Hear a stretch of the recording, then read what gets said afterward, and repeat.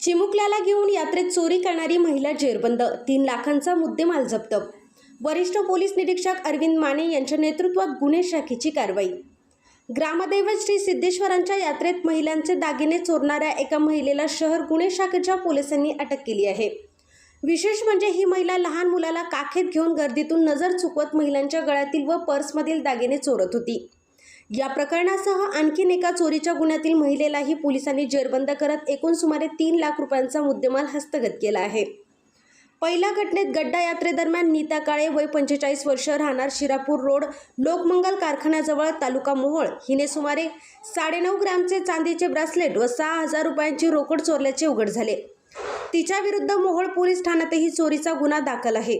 26 April रोजी शहर पोलिसांनी तिला ताब्यात घेऊन चौकशी केली असता तिने गुन्ह्याची कबुली देत चोरलेले दागिने व रोकड पोलिसांकडे सुपूर्द केली आहे।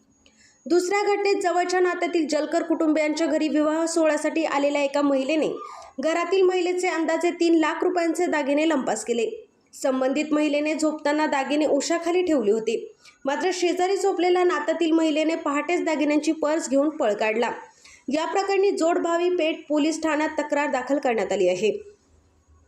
शहर गुन्हे शाखेच्या पथकाने संशयित महिलेचा शोध घेत तिला ताब्यात घेतले। चौकशीत तिने गुन्ह्याची कबुलीही दिली। मोनिका रोहिटे राहणार लहान थोपडे वस्ती सोलापूर असे अटक करण्यात आलेल्या महिलेचे नाव आहे। ही कारवाई पोलीस आयुक्त एम राजकुमार, पोलीस उपायुक्त गौहर हसन, मच्छिंद्र पंडित, सहाय्यक पोलीस आयुक्त विशेष शाखा यांच्या मार्गदर्शनाखाली शहर गुन्हे शाखेचे वरिष्ठ पोलीस निरीक्षक अरविंद माने यांच्या नेतृत्वात पार पडली।